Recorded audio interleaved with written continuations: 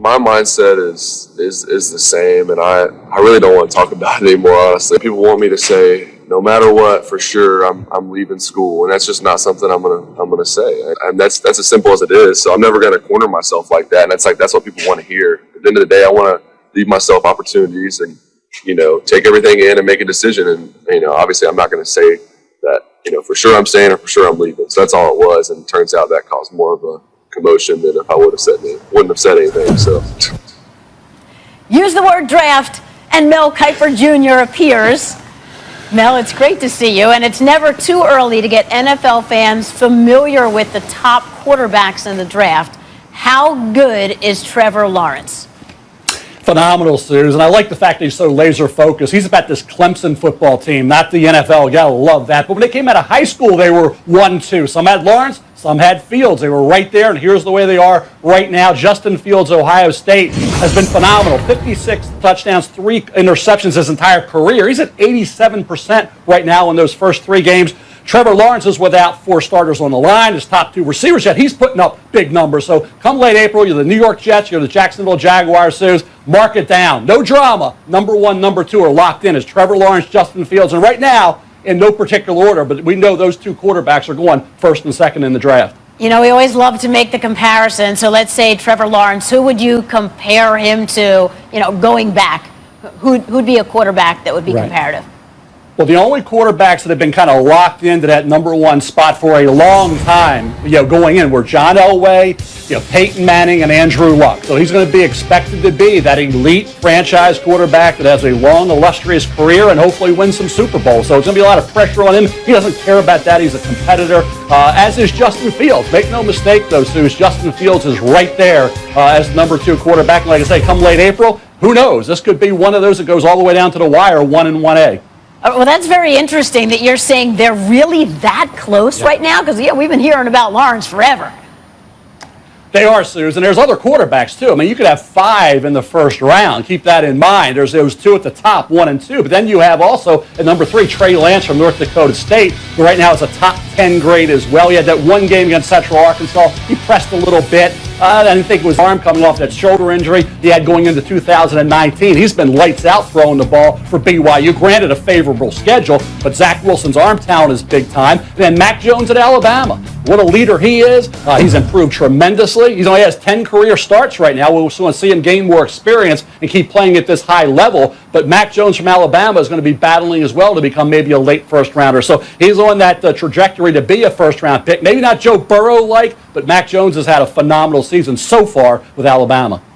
Mel Adams over here taking screenshots of those quarterbacks. I mean, we all get an advancer here, but it's obviously really fun to know. We'll have our eye on all of these guys leading up to the draft. Thanks, as always, for the information. Great to see you. So, Thank you, guys, Sue. It's great seeing you. We turn it back here. Let's talk about this from a standpoint of 2 quarterbacks, Trevor Lawrence and Sam Darnold. And first of all, Steve, if you're Lawrence, are you coming out? And if it is the Jets, I don't know if you have a choice here, but are you taking on that challenge? So, more than ever, this is the era of the quarterback with the rules, with the protection. You saw, some defensive lineman brushed the quarterback's helmet, and they threw the flag and lost the game. What game was that? There's so many games. But it's like, this is the most fun for quarterbacks ever. So don't wait if you can. But also, don't go to a team that you know is not going to be good for a long time, and you think, I can put them on my back. Peyton Manning, Troy Aikman, 2 guys that joined bad teams but were already building blocks. They already had a plan. Right. And so the Jets don't look, to me, it's like, that doesn't look like a team with a plan. So I went to the USFL rather than go to the Cincinnati Bengals. Like, there are reasons to not head to a direction. Right now, the way the Jets are, I might think about going back to school because I don't want to spend my career trying to carry a team on my back. Well, so hold on. You're Trevor Lawrence. You're in Clemson. All that money sitting out there, Steve, and you're telling me that if the New York Jets have the number 1 pick, you're not coming out. I'm just saying that you need to be thinking about long-term, 15 years. Look, Trevor Lawrence, you want him to play for 15 years. Sam Darnold did it, and is his career flourishing? Absolutely not. Is it possible that Sam Darnold's out of the NFL in 3 years? Can you actually imagine that? Yeah, you can imagine that.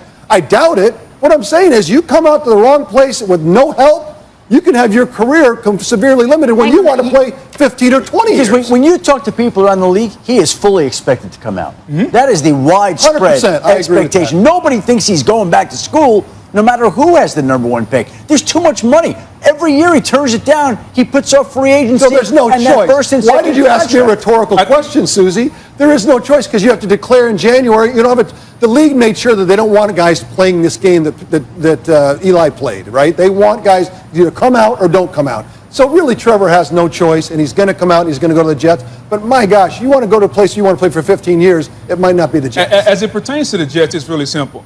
Joe Douglas is going to be the GM. Who's going to be the head coach? Like, there was a point in time I thought Adam Gase was this quarterback whisperer. He's proven me wrong. Like, I was dead wrong. He has done nothing with Sam Darnold. So if you're telling me that Adam Gase is going to be the coach, if I'm Trevor Lawrence, I'm not going because he's ruined Sam Darnold. But Adam Gase is not going to be the head coach. Okay, if Adam Gase is not going to be the head He's coach, not going to be the head coach. then I want to know who's going to be the head coach. Okay, you know what? If I'm Joe Douglas, at the end of the season, and the Jets do finish, I go meet with Trevor, and they pick them together. Exactly. Now that I can do. I need to know who's going to coach me because we just saw Adam Gase take a guy who we all thought, Sam Darnold, mobile, athletic, can make all the throws, and he's ruined him. Like, we don't even know if they can get a first-round pick for him.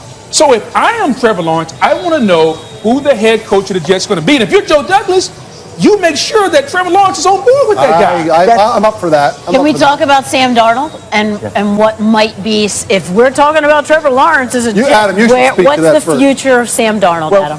here's the deal. Basically, if the Jets get the number 1 pick, even the number 2 pick, they're going to take that quarterback. And then you move on from Sam Darnold, and you auction him off to the highest bidder. And when you speak to people around the league about Sam Darnold, I think there's definite interest, but it's probably not as high as I thought. I think they get back maybe what the Arizona Cardinals once got back for Josh Rosen, a 2 and a 5, some combination like that. That was the sense that I got in talking to a variety of front office executives. Which is exactly why you don't want to go to a bad place. Yes. Well, and by the way, it's a deep quarterback class, so a lot of these teams are going to want to go draft their own guy and bring him in.